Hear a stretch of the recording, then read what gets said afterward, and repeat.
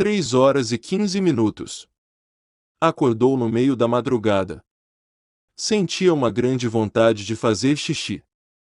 Fazia frio naquela noite, e foi difícil se levantar da cama quentinha para o ar do quarto gelado. Assim que pousou os pés nos chinelos frios, amaldiçoou a hora em que inventou de beber água antes de se deitar. A escuridão do quarto só era quebrada pela fraca luz vermelha do visor do rádio-relógio, em números garrafais, 3h15. Pensou em qualquer coisa desagradável, mas logo fez questão de esquecer. A meta era fazer um xixizinho rápido, e logo voltar para a cama. Abriu a porta, que rangeu baixinho. Fora do quarto, a cozinha também estava fracamente iluminada, mas pela luz da lua cheia que entrava pálida pela janela. Ao longe, ouvia sons esporádicos de carros notívagos na avenida, além do zumbido elétrico da geladeira e do tic-tac monótono do relógio na parede, também mostrando os mesmos 3h15, quase imperceptíveis na penumbra. Seus olhos ardiam de sono. Enquanto caminhava na direção do banheiro, ouviu um outro som, murmurando, vindo da parede. Um som leve, uma voz humana, mas não se distinguia o que era exatamente. Parou no meio do caminho para o banheiro do pequeno apartamento. Surgiu de imediato a curiosidade. Que seria isto? Perguntou a si própria. Mudou de direção no rumo da parede. Encostou o ouvido no gelado revestimento de cerâmica. Veio em sua mente, como um longínquo devaneio, a imagem de sua mãe lhe dizendo que era muito feio bisbilhotar, moralismo este logo sufocado pela autojustificação de certificar que nada de mal ocorria no apartamento da vizinha. Lamúrias indistintas vinham de dentro da parede.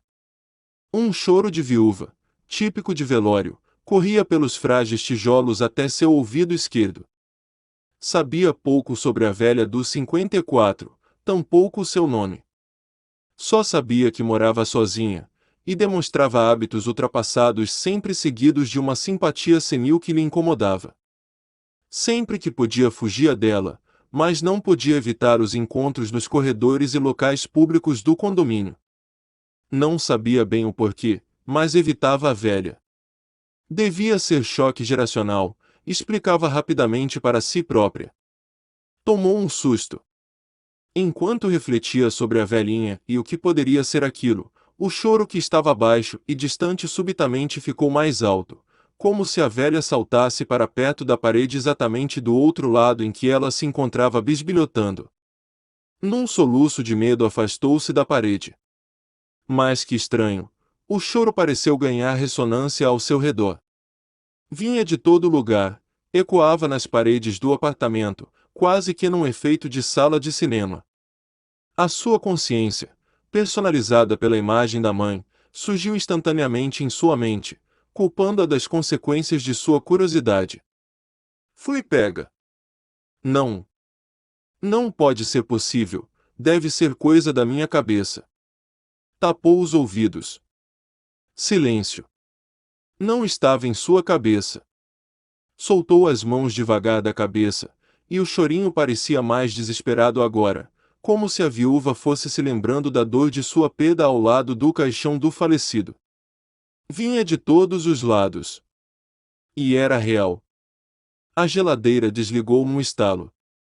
Olhou em sua direção e quase caiu de costas no que viu, uma sombria presença, esguia de forma humana estava imóvel, voltada para si, do lado da geladeira. Soltou um grito abafado e sentiu fraquejar um pouco, mas o instinto de sobrevivência lhe impulsionou para a porta do apartamento. Grunhia desesperada não querendo olhar para trás, de onde vinha um som parecido ao de rastejar de folhas, junto com um choro agora convulsionado. As chaves escorregavam em seus dedos suados, os dentes pressionados, uma pontada na barriga. Não podia ser, aquilo não podia ser real. Meu Deus, o que eu fiz? O frio aumentou em sua nuca, uma presença pesada, mortal e agressiva parecia avizinhar-se sorrateira. Abriu a porta e jogou-se para fora.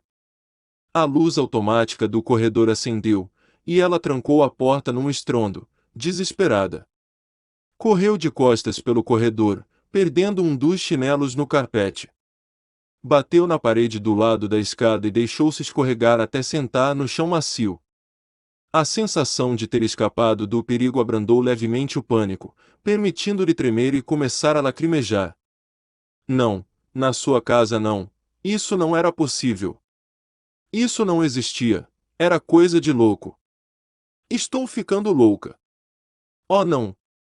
Um estalido, um rangido.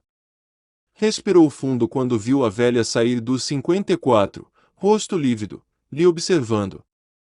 Um sorriso enrugado apareceu no rosto da velhinha. O que aconteceu, querida? Precisa de ajuda? Não. Está tudo bem. Eu só tomei um susto em casa, mas não é nada demais.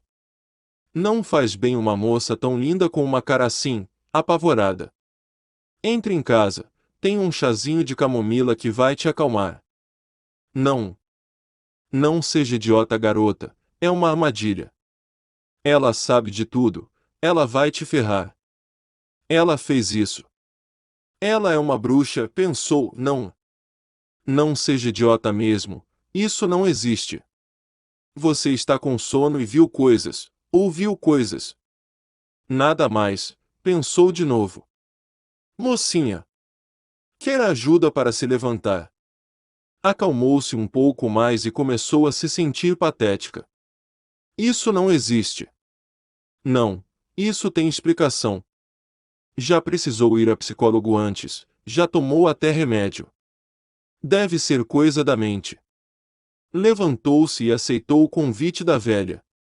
Os 54, assim que adentrado, cheirava a coisas velhas. A luz forte da cozinha e a aparência de normalidade da residência lhe deixou ainda mais tranquilizada e convencida de que estava delirando. Uma tola. Só isso que podia ser. Que papelão! Assustar uma velha senhora àquela hora da madrugada. Sente-se, querida. Já volto com o chá. Sentou-se numa poltrona verde amaciada pelo uso e pelo tempo. Afundou no assento. Juntou as mãos pálidas e geladas por entre as pernas num gesto pueril de aquecimento, e se lembrou de que queria muito fazer xixi. Foi quando um cheiro estranho correu o ar. Não era camomila. Era um cheiro repugnante, podre. Carne podre. O medo retornou, e o silêncio pesou no ambiente.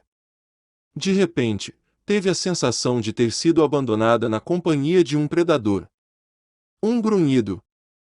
Vindo de trás.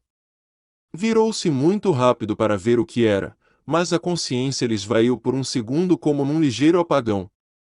Recobrando-a, estava sentada numa das cadeiras geladas na cozinha de seu apartamento. O tic-tac do relógio de parede vinha acompanhado do mesmo choro. Do outro lado da cozinha, no corredor que leva aos quartos, uma velha chorava de costas para si.